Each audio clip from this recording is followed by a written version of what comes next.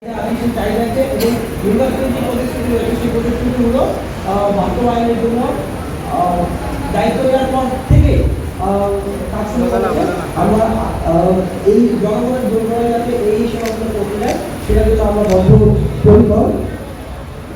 সম্মানিত সুধী, আমরা আপনাদের সহযোগিতা কামনা করছি এবং আজকের এই সংবর্ধনা অনুষ্ঠানে আমাদের মুক্তিযোদ্ধাগণ তাদের আলোচনায় তাদের যে চাওয়া পাওয়ার কথা বলছে আমি নিশ্চিত করতে চাই যে আমাদের এখানে আমার যেসব সহকর্মী কিন্তু আছে বিভিন্ন দপ্তরে তারা তাদের শাসক দপ্তরের কাজের মাধ্যমে এই চাহিদাগুলোকে যথাযথভাবে অ্যাড্রেস করার চেষ্টা করতে নিশ্চিত স্বাস্থ্যসেবার বিষয়গুলোকে আরও গভীরভাবে মনোযোগ দেওয়ার জন্য আমি সংশ্লিষ্ট কর্তৃপক্ষ লোকের সংশ্লিষ্ট দপ্তরগুলোকে আমি আহ্বান করছি।